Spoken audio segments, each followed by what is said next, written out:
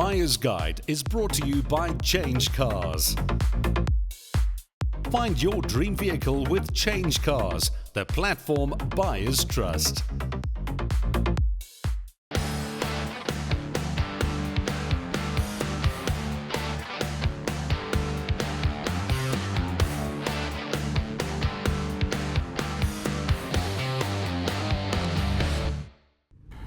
This week on Buyer's Guide, the Toyota Fortuna goes up against an unlikely rival from Hyundai. We find an economical automatic supermini to tackle the daily commute. And we take an in-depth look at service intervals and why they differ from one manufacturer to another. Hello and welcome to a brand new episode of Buyer's Guide, the show where we help you, our viewers, to solve some of the toughest automotive problems. If you have a question for the team, you can send it to buyersguide@ignitiontv.co.za. And remember to give us as much information as possible, including a clear photograph of yourself. Joining us in studio this week are two familiar faces on Buyer's Guide.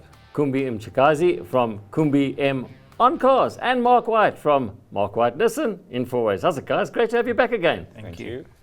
We kick off things with a question from Willie, who currently drives a 2018 Mercedes-Benz GLC 250 with 43,000 kilometers on the clock. He hasn't any problems with the vehicle and loves the way it drives, but he's heard that any maintenance or repairs after the 5-year service plan expires will be costly. He would like to trade in the Mercedes on something that will be reliable and inexpensive to maintain for many years to come.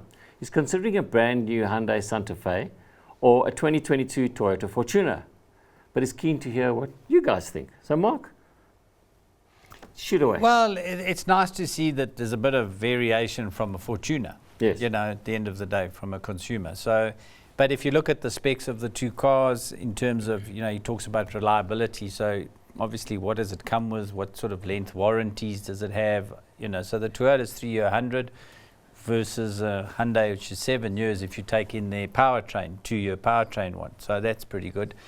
And then, of course, the service plan, though, now with this Toyota is 9 years, 90,000. So you're pretty covered there with that too. So from a reliability point of view, I think they're both pretty similar.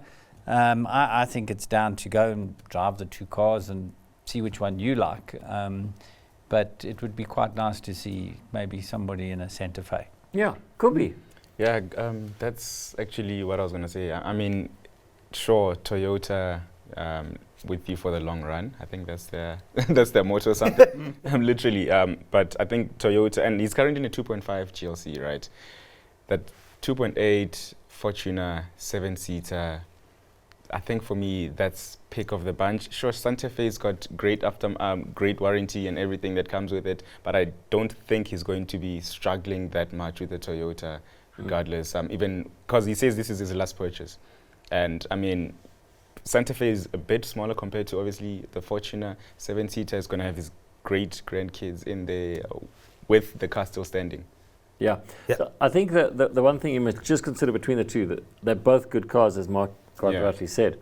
I think the Santa Fe is a little bit more on the luxurious side. It's a bit more luxurious. The Fortuna is a little bit, I don't want to say agricultural, but it's a bit more bucky-ish compared to the Santa Fe. Yeah. The Santa Fe is a nicer car, I think, to drive overall. So if you're going to do a lot of off-roading and stuff like that, dirt roads, maybe you go along with the Fortuna. But if you're on tar road all the time, then I think the Santa Fe it'll be a nicer car to drive. And coming from a Mercedes, you may find the Fortuna, it's maybe not as lacquer to drive as the Merc, but you may find the Santa Fe is nicer to drive than the Fortuna. It just depends on what you want. But going either way, getting good cars. But he's heading into the width area here, that after 5 years it gets expensive to maintain. 43,000 kilometers on the clock, that car's not even run in yet. Yeah, it's so 24 years why are we putting him into new cars? He should go back to Mercedes and ask them for an extended warranty. The car's always been serviced at Mercedes. Or buy an aftermarket one if he's so worried about things that are going to get costly. Yeah. 43,000 kilometers. Who's here, sitting here, has heard of 43,000 kilometers? Mark, in your dealership, 43,000 k, something happens, there's something seriously wrong with that vehicle. No, sure. Look, I mean, his car isn't run in really. Yes, this is a practically brand new car. Yeah. Why are we putting him in a new car? Because he wants a new car, and we need to keep the economy going, and the motor industry needs us to sell cars. I think it's about updating. right. You know, Yeah. when do you purchase a new car if it's your last car? Okay, but You then know, the thing is that if he keeps this car, then it'll be 10 years old, and then he's still got to think about buying a car, and then what's the cost of that car? Yeah. Then the So- Fortuna in 10 years' time is about 4.7 million. million, and that's a second-hand one. That's the one he should have bought now. Yeah, the way the price I of cars think is it's going. just keeping himself relevant would Yeah. probably be more the Well, if point. that's his case, then I agree with No, probably but on I'm the just saying, Toyota I think Fortuna. that's the better option. But I also keep think yourself because relevant. I think he said it's 2018, so it's most Yeah. probably coming to the end of its plan now. The end So of he's its thinking, plan. well, I'll move on to something. I don't mind paying that extra bit for that car. And you must probably find he's going to get close to what he's going to pay for a Fortuna or a. He's going to get a good trade. price He's for getting his good car trade now. on his car now. Exactly. He's gonna That's get why I say- 48,000 Great kilometers deal. is good. And if Nice he holds numbers. on to that car, will he get that same sort of trade No, later? probably Because not. we don't know where the market's going. Because you know what happens is it depreciates Yeah, of badly as course. soon as it goes out of warranty. Okay, staying with SUVs, Jeff drives a 2015 Nissan Qashqai diesel, which he bought second-hand and which will be paid off in 2023. The vehicle is now sitting on 180,000 kilometers, and according to the service book, the engine was replaced at some stage. Jeff bought an aftermarket warranty, and the vehicle is regularly serviced at a dealer. His question is, will it be a good idea to keep the vehicle for another 5 years, or should he trade it in on something else? Mark, this is everything to do with you today. Hey, No, look, it's a little difficult to answer based on when was the engine done. You know, it's Yes. done 180,000 Ks, but when did they do that engine? So how old and what is the kilometers on that replacement engine? But he's got no problems, I mean, to be honest. I mean, if it's got a new engine, let's say it was replaced at 120, so it's only done 60,000 Ks, the new engine. So it's got another good life to go in itself. So why trade it in now? I would just get to the point where it's paid off. 2023 is not far away. That's We're next talking, week. we're Yeah. talking of a year, and well, could be, let's say it's the end of 2023, then it's 2 years. But 2 years his car paid for, and the total value of that car is all then his money 100%. to go then and buy another car. You know, go and look for settlements now and get the lesser part of the value. Keep the car. I think if the engine is good and hasn't shown any signs of problems, I mean, literally, 2023 is just around the corner. I mean, we're going to blink and next thing, we're in studio Yeah. in 2023. Paid. And so I think just keep it. I mean, right now, financially, you know, the country is not, we're not in a good space financially. I don't know, maybe he's in a good space, but I keep the car. If the engine is good, I mean, he's got an aftermarket warranty already. I mean, That'll keep it. cover any failures. Yeah, that's true. My advice here would be, Mark, on the Qashqai, service intervals of 15,000 kilometers. Now, with turbo diesels, actually with any small diesel engine, I always recommend shorten those service intervals as the cars get older. So have the car's oil changed every 10,000 kilometers, and you will find that the engine will last a long, long, long and with the time. diesel, if you halve it, Yeah, like 7,500. even 7.5, 10,000 With k's, the do it diesel, regularly. perfect. Yeah. It's not an expensive thing to do. You got a warranty, so make sure you take it to an RMI approved workshop so that it gets under their warranty. Because if you have your mate service it around the corner, then you have a warranty claim that will void your whole policy because you haven't had the services done at an RMI dealer. Something you must always remember. And then your car should last you a long, long, long time. Just over service. Okay, we're going to be taking a short break, but when we get back, we compare economical hatchbacks from Ford and VW. And we look at servicing tips to make sure your vehicle goes the distance.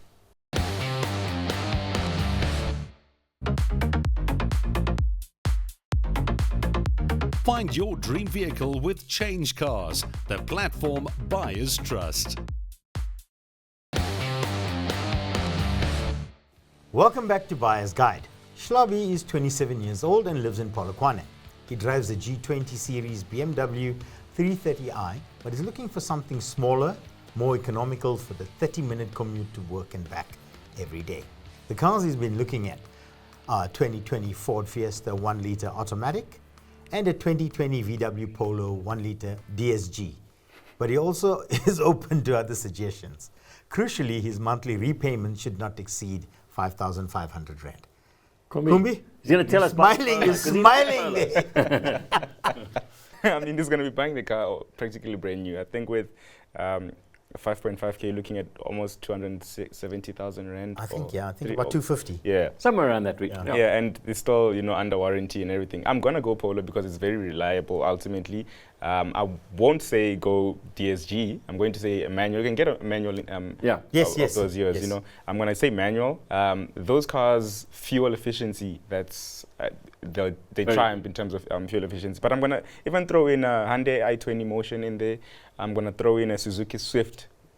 That for me is... You can have change. You can have, you can that's have change. value for money. That's value for money. So, yeah, the Fiesta, I'm not so keen on because, I mean, right now, Ford is not promising on bringing any Fiestas for the longest of time. So, I'm Fiesta off the table. I'm saying Polo and manual, Suzuki Swift, up there with a lot of change, and then an i20. I think he wants automatic. Yeah, at least, I think for that drive back to and work, he's probably sitting in traffic, so he wants an automatic. Yeah, then you know what, Swift, you get a Swift automatic. Yeah, Suzuki Swift Auto. Even the i20 automatic as well. That's a great car. I mean, What about a Magnet? No, there's an option. Magnite, You yeah. can do Magnite, Kaiga. Kaiga, All yeah. of those cars come into play. The Venue, you know, the Suzuki Swift. Rias. Yeah. You know, all of those cars you can look at. One thing I would like to throw in there as well, which I think is really, really good, you're going to have to buy second-hand, would be the Mazda 2. I know it's a couple of years old, and it's maybe not as up-to-date as some of the newer stuff, but as a car, it's a fantastic car to drive. yeah. And if Fuel you can efficient. get yourself a second-hand automatic Mazda 2, You'll get a wow. good one in that sort of price range. That's so a you'll good. find something That nice. is an awesome car. Yeah. And it's brilliant. It's low risk. Yeah. I mean, if you mentioned Polo, you've got to consider the fact that there are, a theft risk in them. That's true. But it's not a bad car, Yeah. and it's a non-turbo car. So go and drive those cars and see. Maybe you'll find something a little bit more exciting. Right, moving on. Snare owns a 2014 VW Polo Comfortline 1.6 Tiptronic. She has no issues with the car, and she plans to keep it for another 18 months, by which time she'll be able to afford to buy a new car. The odometer reading at approximately 120,000 kilometers now. She would like to know what specific things she can request the workshop to check the next service to ensure she doesn't get any unexpectedly costly maintenance surprises like cam belt braking and things like that. The second part of the question centers around her upcoming vehicle purchase. She will have an 80,000 Rand deposit and a budget of about 5,000 Rand a month, and would like to know if she could buy a demo or used SUV with less than 30,000 kilometers on it. What would you recommend? The last service nearly gave her a heart attack because she went to a dealer. It was a 10,000 odd Rand service. But that can happen anyway. Yeah, that can happen anyway, but she's also asking the right questions about the cam belt change and things like that. Does she need to have that at the next service, which she's taking to an aftermarket place? She's not taking to a dealer. The thing is just to take the vehicle to a good aftermarket service place or even a dealer, whatever you decide. You go along and just say to them, look, what has got to get done? What's got to get done in the next service? What can I plan for in terms of service and maintenance? So it's fairly easy. If you go on your regular service as the manufacturer recommends and you take your vehicle in for its servicing, you shouldn't have to worry about anything because it will be attended to. If it needs a cam belt, that should be done. If it needs brakes, they'll get that sorted out. And they could just mention to you, look at the next service, for argument's sake, it's a cam belt change or a gearbox oil change. So these are the costs involved, so you can budget for that. So let's get back to the important question. She's got 80,000 Rand deposit in a year or two to spend. And 5K a month. 5K a month. Yeah. And Gumbi, she what wants Suzuki an should she auto- buy? Vitaro Brezza. Yeah, There's there a you go. Vitaro Brezza. She can get that for that 5,000 Rand a month. nice I think deposit. it won't obviously be the range-topping GLX. It's probably going to be, just a grade below. But this just is 2 years' GL time. also. It could be like Oh, then yeah, 300,000 of them yeah, that's second-hand true, to that's buy, true, that's true. Yeah, even if she obviously wants to stick within the VW family, she can say T-Cross. Other than that, there's a Hyundai Venue, Yeah, and she'd like a automatic SUV. automatic. Yes, and you can get automatic in all of these cars. So there's so many SUVs. Yeah. I mean, you've got things like the Havals. You've got Cherry, which has come with some exciting Keys, stuff yes, on it. yes, Really yes, good. yes. Mark, Yeah, no, look, she's got a big choice there. worry about it in 18 months, 2 years. Yeah, because we don't know what will be there. Yeah. Firstly, but I mean, if she just goes tried and tested, I mean, she's got RAV, X-Trail, Vitara, the list. Urban Haval, Cruiser. Urban Cruisers. They just Kias, keep Hyundais, going. Fords, Hyundais, Yeah. Tucson, all of those. I mean, Kia Sportage. Yeah, she They're accused- all Yeah. they're all in that sort of price bracket, second hand, from sort of, I mean, she's probably got about 330 grand to spend with her 80 grand deposit at 5 grand a month. Yeah. She can get at present time. But our viewers going to have a bunch of SUVs to choose from in 18 months. Yeah. So Yeah, there you go. it'll be fun. Don't go away, because after the break, the ins and outs of service intervals come under the spotlight. And we found out what you can do if you've been sold an absolute dog of a car.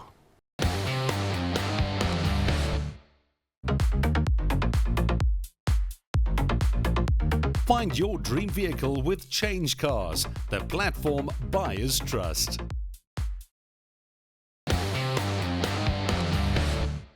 Thanks for tuning in to Buyer's Guide. Corley's wife bought a new Nissan Magnite, a Centre Plus CVT. He says he knows the Magnite and its cousin, the Renault Kiger, are basically mechanically the same, but why then is the service intervals on the Magnite every 10,000 kilometers and 15,000 on the Kiger? Well, we've got the right guy here to answer it. Yes, let's put him in the hot seat. The man from Nissan. Why are your cars have to be serviced more frequently than their competition, which is the same car? Not quite. Oh, okay. Oh, okay. Slight difference. What's Same engine, Yes. just that we have a smaller sump in ours and a different dipstick. So therefore it has to be serviced every 10,000. So it's got a slightly smaller oil capacity. Correct. But I quite like that Nissan idea of every 10,000 Ks, because then your oil is changed more frequently. You know, that car's going to last longer than a Renault Kiger. You change it more frequently. That's understandable. So And that's the reason. I mean, every manufacturer, if you look at all the manufacturers across the board, some are 30,000 K service intervals, some are 10,000 K, some are 15, some are 20. So, there's different intervals with every car. No, but it's not 100% the same engine. That's Yes, the real reason. there's a slight difference in slight terms of the difference, Magnite yeah. engine. And although To it the looks Renault. the same or whatever, there are some engineering differences. That's correct. So there's your question answer. You see, send it here, we answered. Simple as that. And that's why we have guests to help us, because I would never have known the one has a smaller sump than the other. Yeah. Yeah. So size counts in this place. And finally, here's a question from Rian, and it's a tough one. He bought a 2012 VW Amarok with 187,000 kilometers from a reputable dealership in George in September 2021. On its first long-distance trip, the vehicle started smoking profusely and subsequently broke down completely. He has submitted a claim from the aftermarket warranty, and they only cover the parts and not the labor. Absolutely. Who is liable for the repair costs? Is he able to return the vehicle? Because he has absolutely no faith in its reliability. Mark, back to you, the man in the hot seat. 2021, how many months is this? I think it's inside of his 6 months? Correct. But it was the day he drove it. Yes, It is that they drove it away. it's definitely inside of his 6 months. Who's responsible? Who's responsible? The dealer. Should he pay on his warranty? No. His So- warranty shouldn't be touched. Let's go back to the dealer. It's as simple as that. If you've bought it and it's within the 6 month period, especially, like this, Now, he does say that he already claimed for motor, right? And now the labor fee is standing. So I should think go back to the dealer with he it. needs to go back to the dealer. He needs to just forward all those invoices and whatever to the dealer, and they need to sort it out, because Actually, Motorride should take it up with the dealer. with the dealer dealer. on his behalf, Yeah. because they should never have claimed Yeah. on his policy in the first Yeah. place. you make a damn good point. And why doesn't this happen more often? Because the dealers, a lot of second-hand dealers... Sorry, will say that that again. Say that again. I forgot what I said. is if you buy a car from a dealer and they say, look, buy the warranty, that's cool. But if the warranty knows that you've bought the car a month ago, Yes. and you're having these issues, and you're claiming on the vehicle, They what should- they should No, be but doing. you see, the thing is that they've potentially probably started the warranty from the day you took the car. Yeah, but still. But that's on the same but day. You're saying that the warranty people should know that they don't cover it for 6 months. But what I'm saying is that the dealer will have submitted the stuff and said, here's the warranty on the car, and it starts from today, not Yes. from 6 months' time. So once they get the call saying, I've got a claim, Oh, I they see. don't go and say, oh, they just look if it's a policy active, Yeah. is Yes. it Yeah. within Well, the stuff. what I'm saying is surely that the policy holders, whoever they are, should be saying, well, you bought the car and this time we sold the policy the same time, so you have to claim those things from the dealer, not from us. But again, But they don't care, I suppose. It's no, just it's straight started, out. it's active, it's there. Yeah. But they do also will contact the customer and say, are you aware they're claiming on your policy? Yeah. And he would say, yes, I am, because that's what they would be telling him whoever's doing the repair. Yeah. So, I don't think it's the labour that's been shortchanged. It's probably just the amount that's covered. It's the difference. Yes, the difference. That's yes. the difference. So the repair they're making it sound like it's the parts are covered and No, it's the no, labour, but it's more likely just the difference. So in other words, he's got 10 grand to spend, but the repair is 15. 12 grand or 15 and or he whatever. put in the 5 for the car. What But yeah. What so- happens if you go back to the dealer now with this problem, and you've had the car for, in this case, a couple 3 days of or days, whatever, yeah. and they say, sorry, came on your warranty, it's got nothing to do with us. Who do you approach then if they won't help? Then once again, you've got 3 avenues to approach. Okay. One is the ombudsman, Yes. 2 is the RMI, and 3 is the consumer protection. Okay. So in that's- all 3, you can lodge complaints Simultaneously. online and see where you go. But So check if the dealer is registered with RMI. for argument's sake, the Correct, RMI. yeah. You can't lodge a complaint with the RMI if they're not a member of the RMI. Yeah, so if they are part of a association, contact them. Then they can, if you can't get any joy from the dealer, and then the dealer will contact the dealer, hopefully try and resolve something else. So that's the way to go. And just like that, we've come to the end of this week's episode. Thank you, Mark and Kumbi, for joining us in studio and providing our viewers with all your useful tips and advice. Yes, thank you guys. And remember, if you're in the market for a new or used vehicle, whether it be a B segment hatch, executive sedan, or a minibus, visit changecars.co.za to see if they can beat your quote. Until next time, remember to check those tire pressures and keep it safe on the roads.